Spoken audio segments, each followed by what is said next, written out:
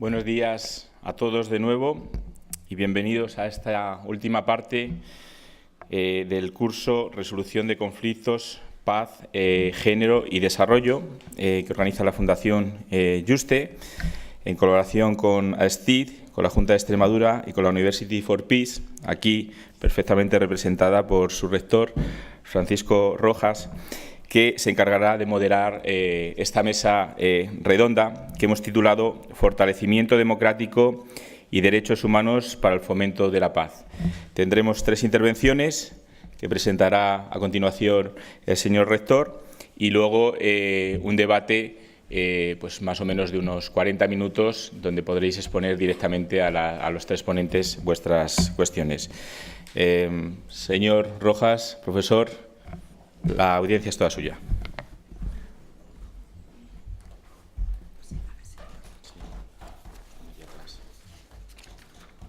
Todos tienen eso, así que no vamos a hacer presentaciones largas. Bueno, muy buenas tardes o buenos días, todavía estamos ahí al inicio de las tardes.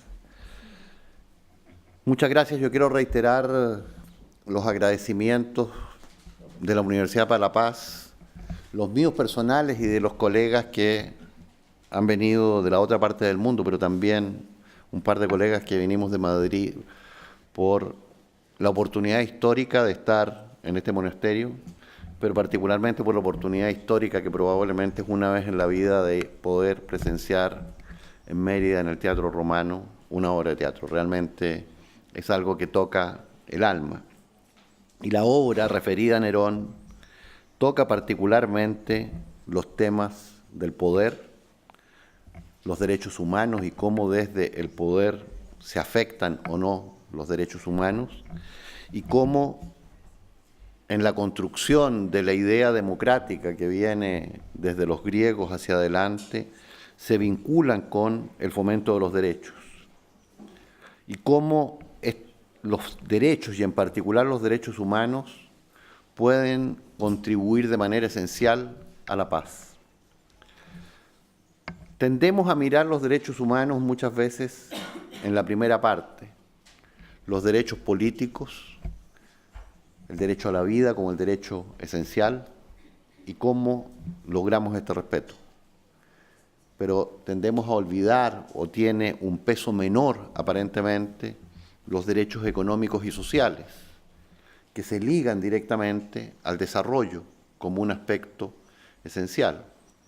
Y por lo tanto, cuando se miran los objetivos de desarrollo sostenible, uno puede leerlos a través de los derechos humanos en cada uno de ellos, desde el primero al objetivo 17 sobre perspectivas globales. Para esta mesa redonda tenemos el privilegio de tener a 3 distinguidas personas, partiendo por Diana Marcela Tamayo, abogada y activista, o activista y abogada, directora de la Asociación Ayujara y coordinadora del primer Foro Internacional por la Paz en Colombia.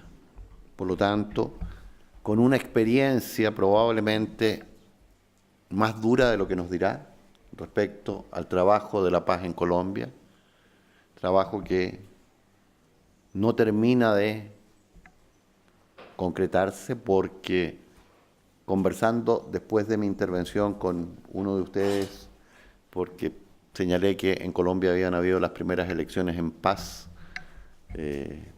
me preguntó, ¿pero usted cree que hoy día hay paz efectiva en Colombia? Entonces tuve que hacer un matiz. Las primeras elecciones sin guerra, pero lo que no significa que la violencia haya terminado en Colombia y que la violencia probablemente tarde mucho más, pero mucho más en Colombia, no solamente porque todavía no se firma la paz con la otra fracción en armas, sino porque en los sectores periféricos de Colombia hay fuerzas paramilitares, restos de guerrilla, restos de subversión, narcotráfico, crimen organizado, que generan todo tipo de violencias, que es lo que también se expresa en los procesos en Centroamérica, particularmente en el Triángulo del Norte. También intervendrá Julián Chávez Palacio, profesor de la Universidad de Extremadura, y estamos muy contentos de esta colaboración con la Universidad de Extremadura. Hemos hablado con Rosa Balas para ver cómo podemos concretar, avanzar en un par de ideas adicionales que queremos desarrollar, y ojalá que podamos tener la beca Extremadura en la Universidad para la Paz, para tener al menos un estudiante en alguna de las maestrías que ofrecemos en este campo. Estamos trabajando en esa perspectiva y nos sentimos muy contentos de que esa iniciativa haya sido recibida de manera muy importante. Y finalmente, el decano de nuestra universidad, experto en Derecho Internacional y particularmente profesor de Derechos Humanos, el doctor Juan Carlos Sáenz Borgo. A cada uno de ellos le vamos a pedir que intervengan en unos 15 a 20 minutos para que después a lo mejor podamos tener un diálogo entre ellos cortito y darles oportunidades a ustedes para preguntar todo lo que tengan a bien consultar. Muchas gracias. Diana, un placer entregarle los micrófonos. Muchas gracias, profesor Francisco, por su presentación. Les saludo. La verdad es que es un gustazo tener un grupo como el vuestro, que desde el miércoles hemos estado encantados de cómo han dinamizado con vuestras preguntas todo el debate. Y saludo a mis compañeros de mesa, un agradecimiento especial a la invitación que nos han hecho a participar para contarles cómo desde Extremadura estamos aportando a través de la Plataforma Extremeña de Solidaridad por Colombia al proceso de construcción de paz. He querido titular mi charla, no sé si se ve. Bueno, he querido titular a mi charla Principales aportes, oportunidades y desafíos de la construcción de paz en Colombia. Un análisis desde la solidaridad internacional. En 15 minutos voy a intentar contarles lo que más pueda. Ese título quiero que sea el hilo conductor de lo que quiero contarles. Primero empezar por decirles qué son esos elementos que se consideran desde el análisis internacional los aportes que brinda el proceso de paz en Colombia, novedosos dentro de los demás procesos de negociación, para continuar diciendo cuáles son las oportunidades que tiene la sociedad colombiana en este momento con los retos de construcción de paz y para compartirles los desafíos, algunos de los desafíos que varias organizaciones defensoras de derechos humanos nos compartían en el foro internacional que celebramos en febrero de este año.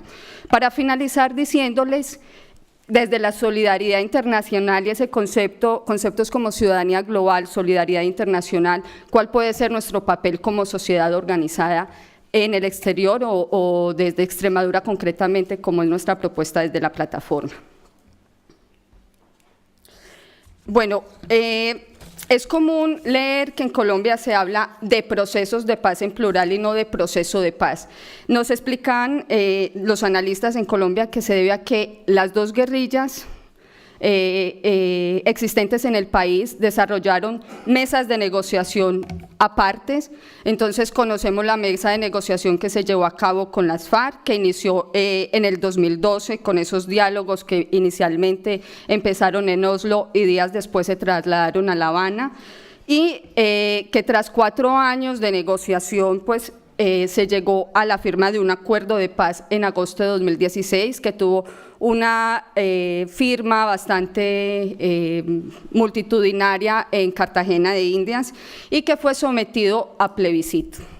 Y todas sabemos cuál fue el resultado del plebiscito. El resultado fue el no a ese acuerdo de paz, lo que obligó la renegociación y la firma de un nuevo acuerdo de paz en noviembre del 2016 y que en este momento se encuentra en la fase de implementación, que implica pues tanto un desarrollo legislativo como la formación y funcionamiento de todas las instituciones que se crearon en el marco de ese acuerdo. Y por otra parte están las negociaciones con el ELN que iniciaron en febrero de 2017, ha tenido bastantes suspensiones y bastantes dificultades y iniciaron en Quito tras el asesinato de 3 periodistas ecuatorianos en la frontera Ecuador-Colombia. Pues el presidente Lenín Moreno manifestó su descontento y que la mesa siguiera sesionando en Quito, y por eso se trasladó a La Habana, y en este momento se han iniciado en este mes el 6º ciclo de diálogos, que en este momento tienen varias dificultades. Una de ellas es que las partes logren encontrar las condiciones para un cese bilateral al fuego. Entonces es un proceso con el que estamos expectantes también, con el que estamos desde la comunidad internacional pidiendo que no cesen las partes en ese esfuerzo por mantener esa mesa de diálogo. Bajo ese contexto, empiezo a contarles cuáles se consideran los principales aportes del proceso de paz en Colombia. Primero, analistas manifiestan que los procesos de paz se están llevando a cabo con agendas que lograron establecerse con puntos bien definidos y que apuntan a causas ligadas al conflicto que causaron el conflicto armado, como ha sido el problema de tierras en Colombia o de la tenencia de la tierra, la participación política, sobre todo de garantías a la oposición política para poder participar activamente en la política en el país, el tema de drogas y narcotráfico, que es un tema que transversaliza todo el conflicto armado en Colombia, el tema de cómo se van a respetar los derechos o a satisfacer los derechos de las víctimas a la verdad, la justicia, la reparación y las garantías de no repetición. Y otro punto que es ya cómo se va a implementar todo ese proceso de desmovilización y de entrega de armas. Ese fue básicamente como la agenda en la que se desarrolló el acuerdo de paz en La Habana con las FARC.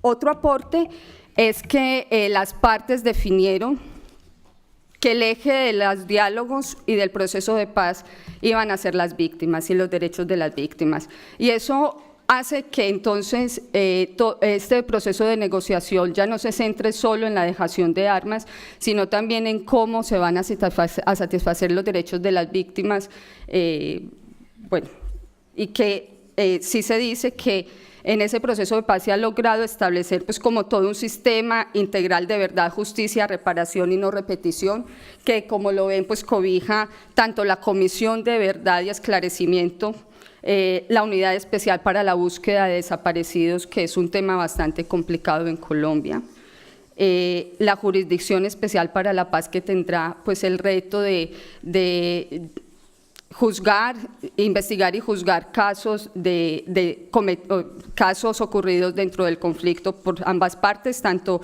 agentes estatales como las FARC o como los otros actores del conflicto. Hablo de las FARC porque este hace parte del acuerdo solo con las FARC, el ELN. Esperemos que llegue a buen término y podamos hablar pues futuro de un panorama o de un esquema parecido.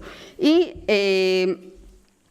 todas las medidas de reparación integral para las víctimas, incluida la restitución de tierras a los desplazados y desplazadas. Ya sabéis que en Colombia es el primer país con más desplazados internos, o como lo decimos allí, refugiados internos. Y bueno, es un problema que necesita acuciosamente una respuesta. Y esa respuesta, pues, desde las víctimas de desplazamiento es o exigen la restitución de sus tierras. Y, por supuesto, pues todo lo que implique los esfuerzos por las garantías de no repetición. Sin duda, uno de los aportes más importantes o de los hechos más significativos dentro del proceso de paz con las FARC fue la forma como los movimientos sociales participaron en el acuerdo. Si les muestro esta foto, no sé si la ven bien las compañeras que están atrás. En esta foto aparecen en la mesa ¿quiénes? El secretariado de las FARC y miembros del gobierno, ¿verdad? Y ellos empezaron un diálogo bastante silencioso, casi soterrado, hasta que los movimientos sociales empezaron a alzar la voz y dijeron, nosotros tenemos mucho que hablar dentro del proceso de paz. Y así fue como esa mesa en La Habana se fue llenando de otras figuras y fueron llegando movimientos sociales, sobre todo de mujeres. Y poco a poco dentro del país se fue apostándole por apoyar ese proceso de paz. ¿Qué debo decirles? Que la paz en Colombia o la construcción de paz en Colombia no empezó con los acuerdos o los diálogos en La Habana, eso no, o sea, la sociedad colombiana desde siempre que ha existido el conflicto armado ha tenido una exigencia por la salida negociada del conflicto y ha tenido propuestas muy claras de qué país se quiere. Y esas propuestas claras de ese país que se quiere tuvieron que ser escuchadas por las partes en la mesa. Otro aporte que es muy novedoso y que no ha existido en ningún otro proceso de paz, es que en la mesa de diálogos de La Habana se creó la subcomisión de género. En esa subcomisión de género, esta foto, no sé qué ven ahí, si logran ver lo llamativo de la foto, es la primera foto que sale así de familia del proceso de paz en La Habana. Y la etiqueta es el proceso de paz en donde no hay ni una sola mujer. Posteriormente se unieron los movimientos feministas, los movimientos de mujeres, se pelearon llegar a esa mesa de negociación. Y digo se pelearon porque no fue fácil. Nos decía Adriana Benjumea, una de las protagonistas de esa subcomisión de género, que le decían, quédense calladas. Hablar de violencia sexual en plenas negociaciones es dinamitar el proceso de paz.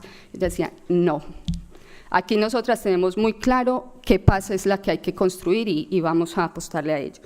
Entonces, nos sentimos muy orgullosas porque esa subcomisión logró pues que, esta es la foto de la subcomisión de género que participa en las negociaciones de La Habana, con el ELN, perdón. Y hubo unas manifestaciones multitudinarias en el país con las mujeres, como siempre lo han hecho, las mujeres en ese papel de construcción de paz en Colombia. Y lograron que en todas las medidas que aparecen en los acuerdos esté transversalizado el tema de género, todas. Pero no solo el tema de género, sino también, Álvaro lo preguntaba ayer, el tema de derechos LGTBI. Ellas llevaron de la mano el movimiento LGTBI y dijeron, ellos también, porque ellos también han sido víctimas especiales en el conflicto, han sido atacados por todos los actores armados. Y es así como pues también se habla de que ya no solo aparece un enfoque de género, sino también los otros enfoques diferenciales. Entonces, en Colombia hay comunidades indígenas que han sufrido especialmente el conflicto y no lo han sufrido igual que los citadinos. Y los campesinos lo han sufrido distinto. También las comunidades negras o afrodescendientes o las comunidades rom. Los niños no sufrieron la guerra igual que lo sufrieron los adultos o las personas con discapacidad. Y es así como se crea entonces todos esos enfoques diferenciales diciendo todas las propuestas de construcción de paz tienen que adelantar medidas que transversalicen a esos enfoques diferenciales y medidas especiales para esos impactos diferenciales, impactos especiales.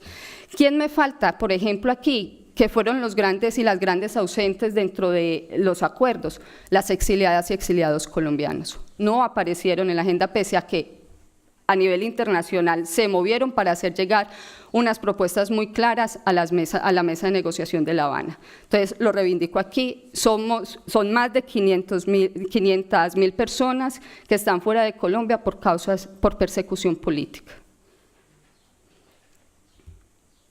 Bueno, y las oportunidades para Colombia con este actual contexto, por supuesto que es de celebrar cada vez que un actor armado se desmoviliza y entrega las armas.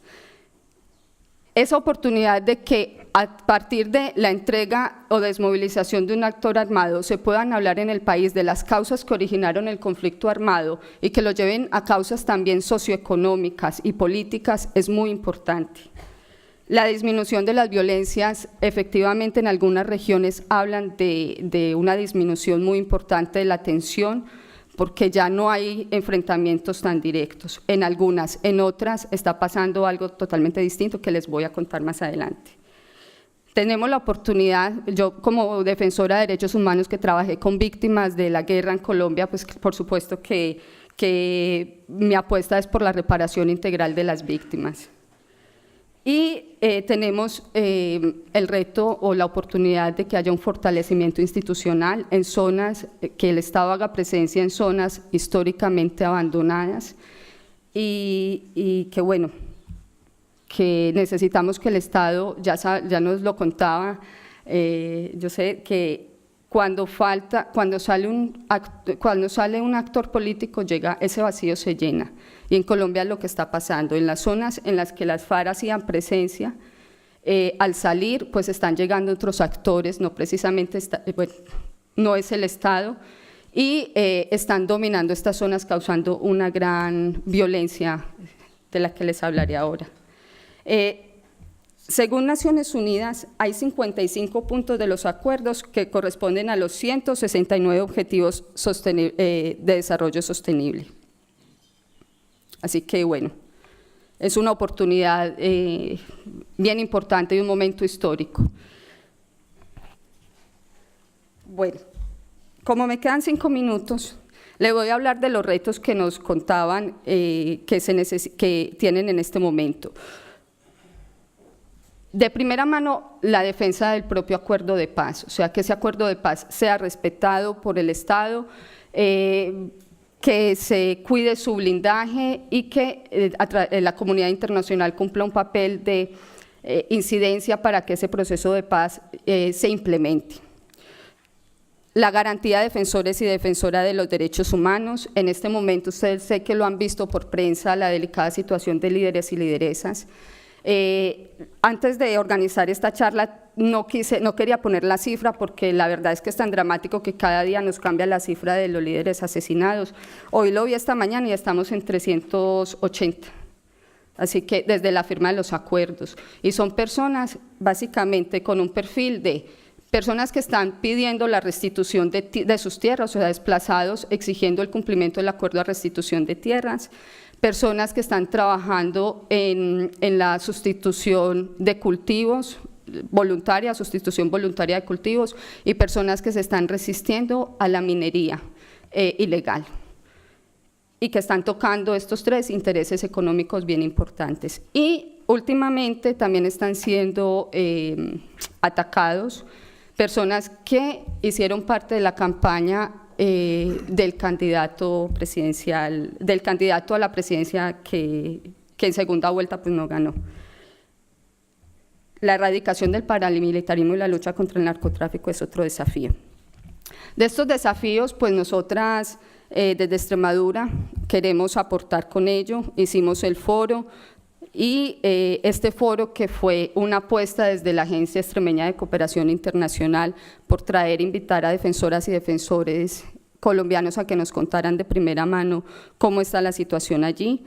Y a partir de ese foro hemos creado la Plataforma Extremeña de Solidaridad por Colombia, que, bueno, ahí les pongo en pantalla los logos de quiénes somos. En este momento somos organizaciones que ya teníamos un lazo específico de trabajo, ya fuera en cooperación o de solidaridad con Colombia, y que en este momento estamos en una fase de saber cómo nos vamos a constituir y cómo vamos a trabajar.